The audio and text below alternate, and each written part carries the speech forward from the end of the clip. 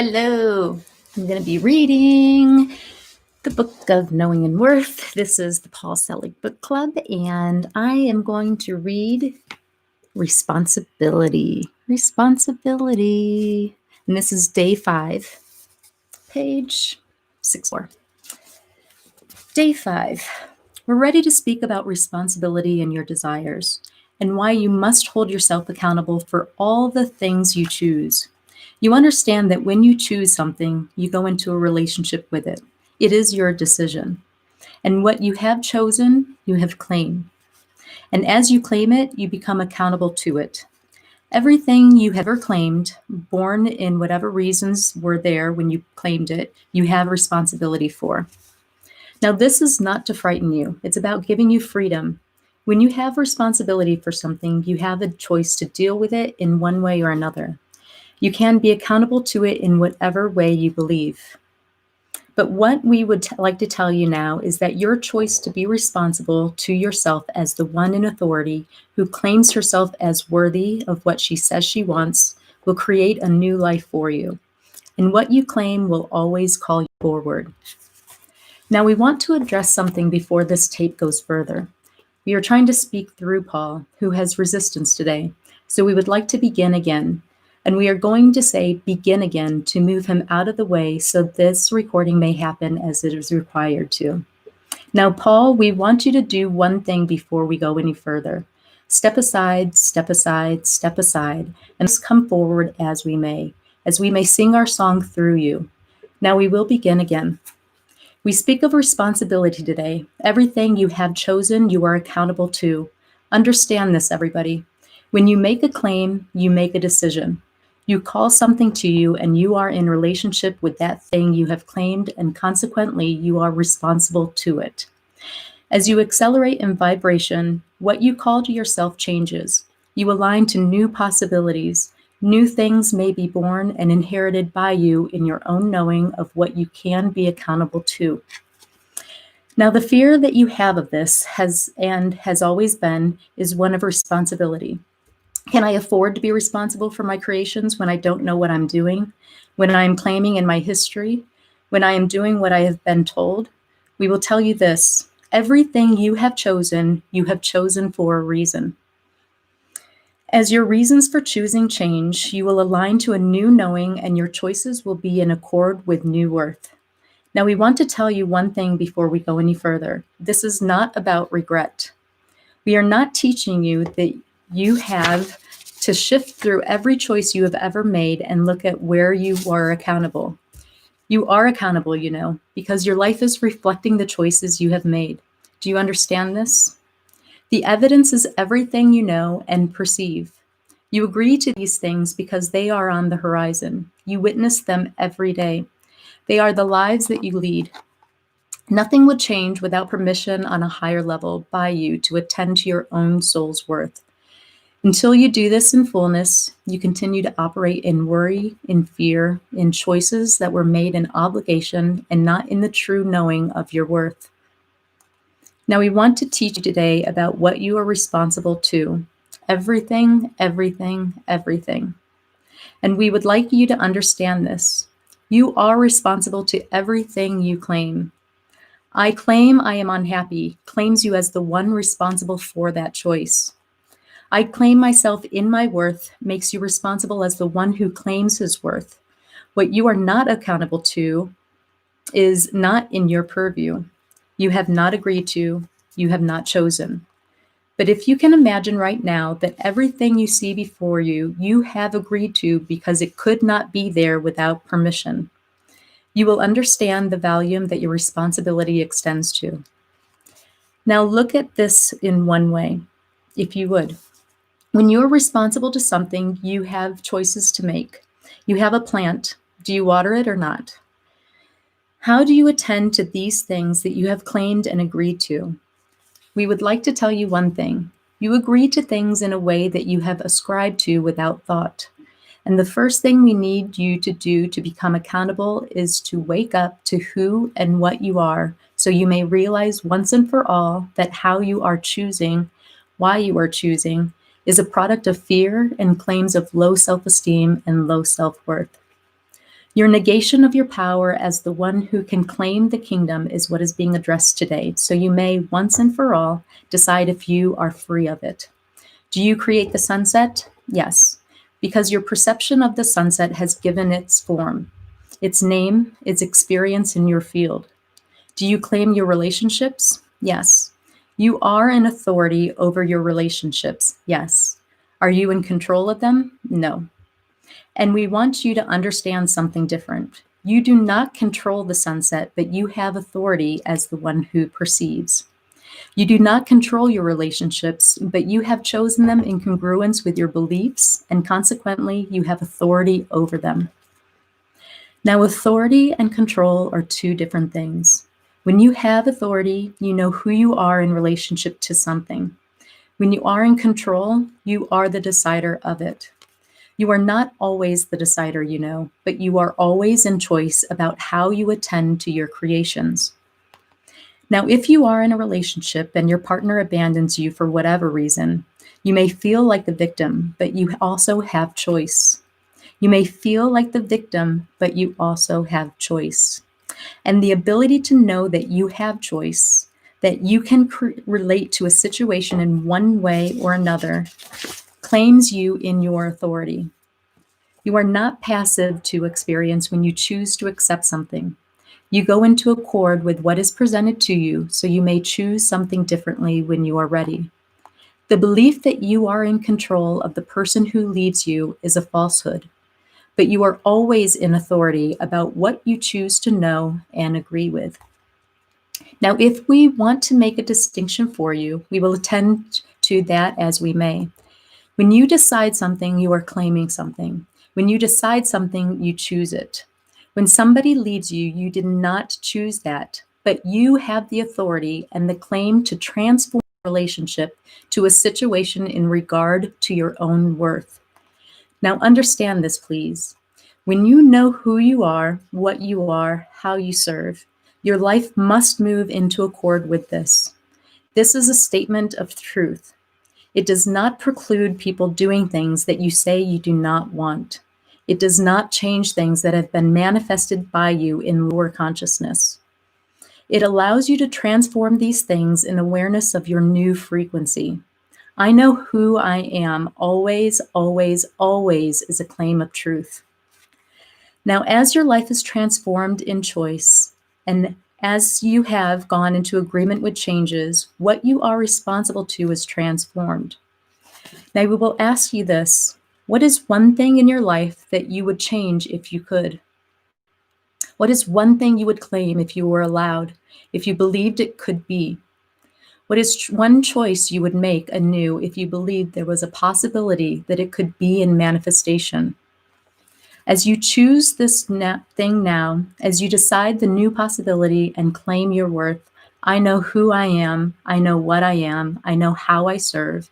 You align to the new possibility that may be created in your authority.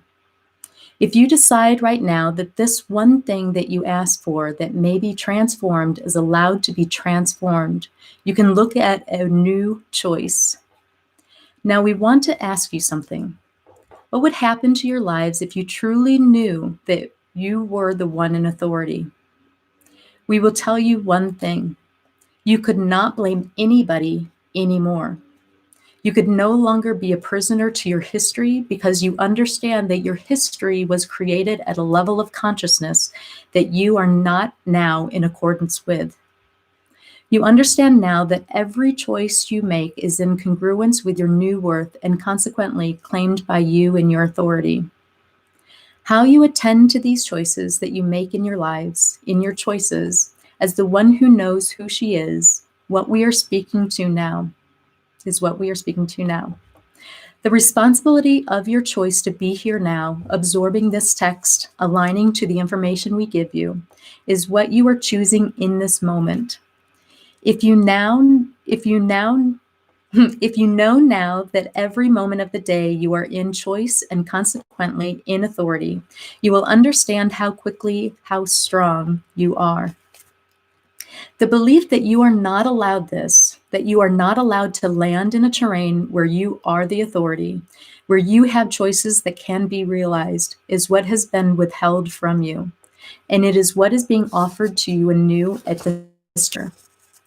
The planet that you live on is in a time of transformation. And the transformation, as we see it, is man in relation to her own identity as the aspect of the Creator manifested in form. As you attend to this truth, you become accountable to it as the creator of your world. The belief that you hold, that each of you hold, that this must not be so, is where you get caught. It is the tripwire you fall over again and again as you scramble for freedom. But I cannot go out the door. Out the door is something I don't know. If I go out the door, I will not know who I am. Now, we have told you who you are again and again, and we will continue to allow us as you allow us to. But you need the experience of yourself as the one in choice to know that this is so. When you asked yourself earlier, what was the one thing you could change if you could, you must ask of yourself why it is not changed. Why you do not align to the new choice. Why don't I leave the marriage? Why don't I give up the job? Why don't I change paths? Why don't I give myself the freedom I know I can have? The truth of this, we say, has always been the inhibition of the divine self as withheld by the personality who has gone into agreement with a paradigm of control. We want to open this for you now. In this moment, we would like you to imagine that you are standing in the middle of a circle. A circle, a circle, a circle that surrounds you. And on the perimeters of this circle, on the outside perimeter, we would like you to list in your mind's eye all of those things that you would claim for yourself that you perceive to be out of reach. The partner I would love to be with, the awareness of my worth that I can't seem to hold, the freedom of judgment of myself and my fellows, the abundance I need to live well and to trust that my worth is not contained by an outside authority. Whatever you would claim for yourself, imagine it on the perimeter of that circle, just outside that line you have drawn in your mind. Now, if you understand right now that everything you have written or decided was on the perimeter of the circle is something that you don't have, you will see that you are already keeping you from yourself. This is not in agreement with you because it is outside of the circle. It is outside what you have claimed for yourself. But now it is new. It is recorded in your mind's eye, or if you wish, on a piece of paper as something that is now a possibility that lives just outside the gate of your soul. Do you understand this? The thing that you once thought could not be is existing outside the line that you have created and just beyond it. Now, what we would like you to do once again is see yourself in the center of the circle and imagine that around the circle is the line that you have drawn, the perimeter, the border that keeps all things from you. And we want you to extend the circle to include all those things you wrote.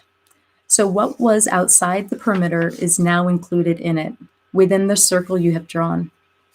What you are doing right now is making a decision that those things that exist beyond the self can be inherited as you, in your field, and as you express them as in your field. You can call them into manifestation. Every time you think of something as a possibility, you create new offering for your soul to express itself in a new way.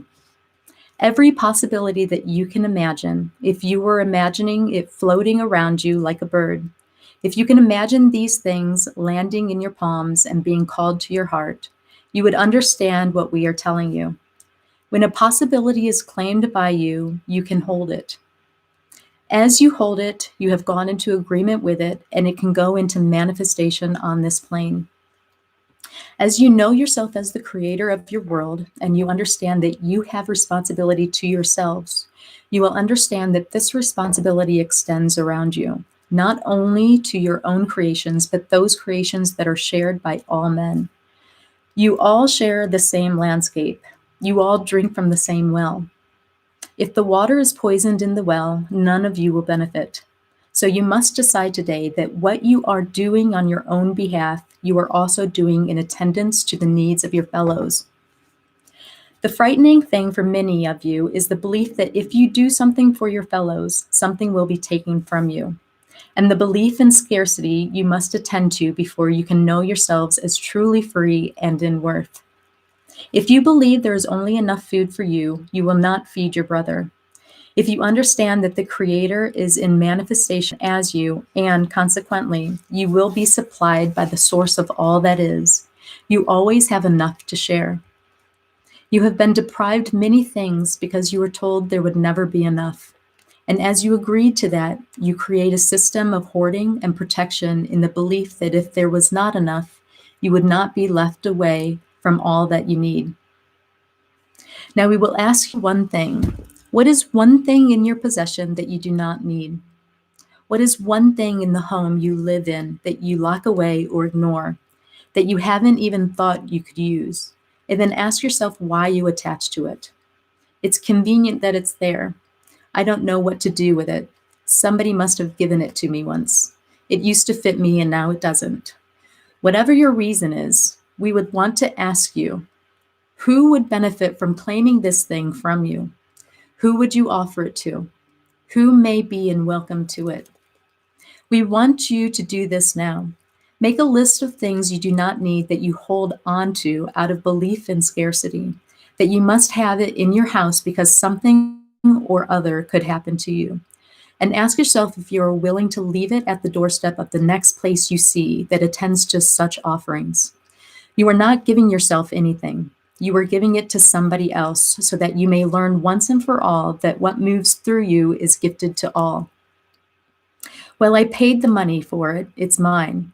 I don't want to share it, is your right. But when you claim things in this way, you attach to scarcity and you lack inclusiveness. It's getting kind of dark in here all of a sudden. Why would you not feed your brother, is what we ask you. Why would you not shelter your brother? Why would you not clothe your brother? You must ask yourself these questions. And if you tell yourself it's not my responsibility, we would ask you what is. What is your responsibility? What is your responsibility to your neighbor? If you have worked with our text, you have been asked to walk down the street and witness everybody before you as an aspect of the Creator in manifestation. Everybody is where they can be given the level of consciousness that they have aligned to. You do not know the lessons they need, or why they came, or what they required to learn. But you can know that they are here and they have the inheritance you do, and that they are allowed to the kingdom. You do not hand your brother the kingdom. You witness him as being wealthy from it. You see him in his inheritance, so he may align it to it himself, but that will be his claim. However, you cannot deny that same man a hamburger that you would bless in Christ. The hypocrisy of this has gone on too far and too long, and those who attend to themselves as religious and decide the merit of another based on a scripture that they do not know or practice is a heresy. If you damn your brother, you have damned yourself. And we underline this. When you damn your brother, you damn yourself. When you feed your brother, you are fed. And when you love your brother, you are loved. Well, I can't love my brother. I don't know him. Yes, you do. When you claim, I know who I am, I know what I am, I know how I serve, you have been given the key to know who he is as well. You are all cut from the same cloth, made of the same frequency, vibrating at different levels. As you align to your worth, you align to your responsibility as the one who may claim himself and his fellows in the kingdom. Now we ask you this. Who are you to deny yourself this? What level of privilege do you hold that you think this may apply to someone else and not to you? What have you done or believed you have done in this lifetime or any lifetime that could harm you in such a way that you would not be allowed to participate in the celebration that is about to begin?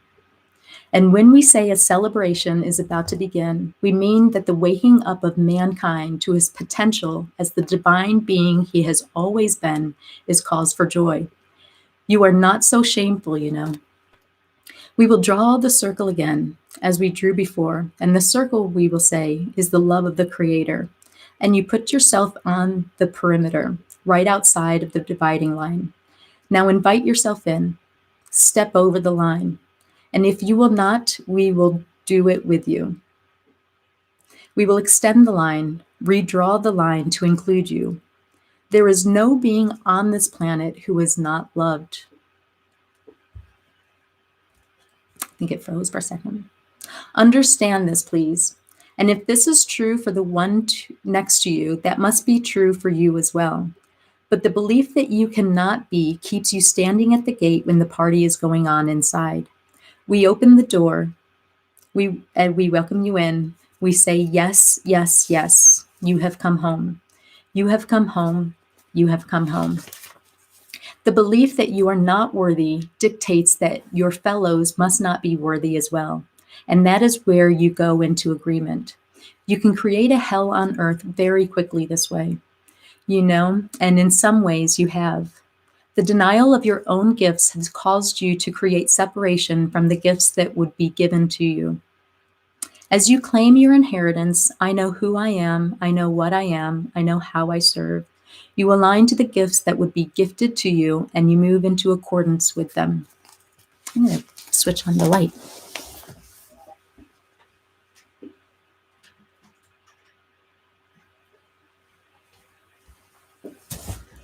There, that's a little better. Now you can see me again. Okay, where was I? Okay, I'm going to start right here. The belief that you are not worthy dictates that your fellows must not be worthy as well. And that is where you go into agreement. You can create a hell on earth very quickly this way, and in some ways you have. The denial of your own gifts have caused you to create separation from the gifts that would be given to you. As you claim your inheritance, I know who I am, I know what I am, I know how I serve. You align to the gifts that would be gifted to you, and you move into accordance with them. We will draw the circle again with you at the center. And on the outline of the circle, you will imagine that the abilities you need to demonstrate to move you forward are all written out for you. My ability to learn, my ability to see, my ability to know, my ability to maintain myself in my high vibration. Imagine that these things that you need are just outside the border. Now we draw the circle once again so that they are included in your field. You are the chooser here. This is not just a symbolic act. This is a choice you make to claim yourself in dominion. In dominion means in authority, and in authority means you are responsible. Now, who are you anyway? What do you think you are? What can you imagine yourself to be? These are all important questions to ask yourself. And the desires you have to be known by us is simply a reflection of the desires to be known by yourself in your true merit. You are obligated to yourself, first and foremost, to hear your own voice, your own requirements for change and choice. As you listen, you will be taught by yourself, and you will move toward these things you need one at a time. No one is waiting for you, to change. You are the only one here. You are the only one who can decide this.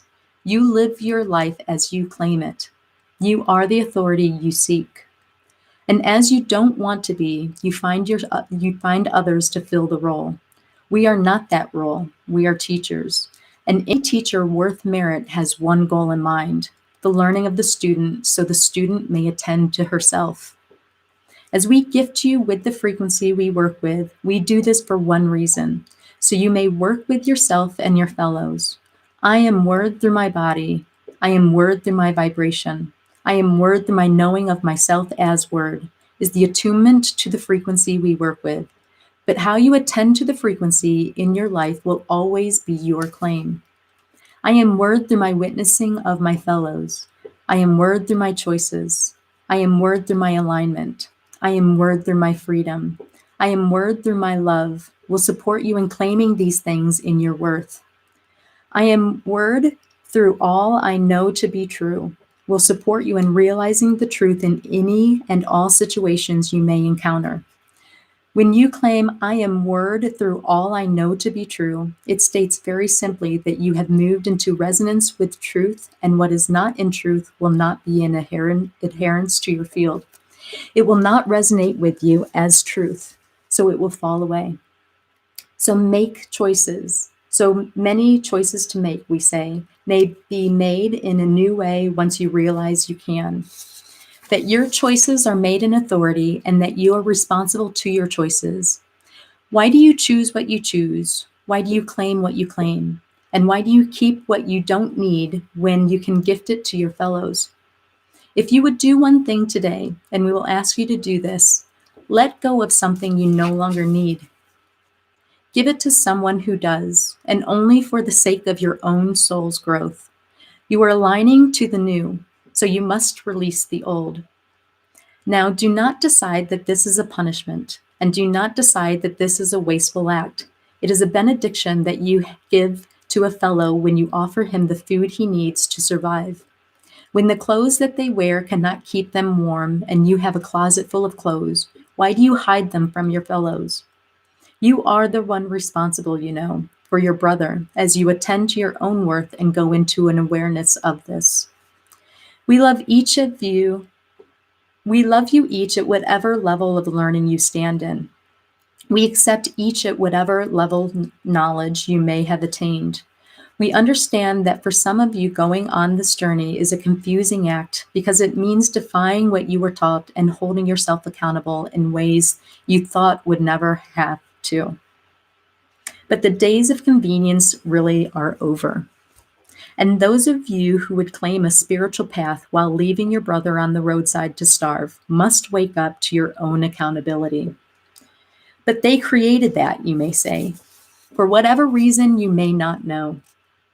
But if they created that, they have also created the opportunity for you to serve, and you must say thank you to them for this gift. You know who you are. Act upon it, please. You cannot bear witness to the perfection in your fellows and not house him, not keep him fed, and not keep him loved. Now we will stop for today and we will continue soon. We have gifts to give you when we return. Thank you both and good night. Stop now, please. I powered through that one. That was the beginning of responsibility. And that was a very nice message. I hope you resonated with it in some way. Leave a comment below if you did, and join me for the next one. I might just go live like I did this time because I was just kind of in the mood. And let go of something. Draw that circle bigger. Let go of something you don't need. Feels good. Try it. Much love. I love you guys. Thank you. I know who you are. I know what you are. I know how you serve.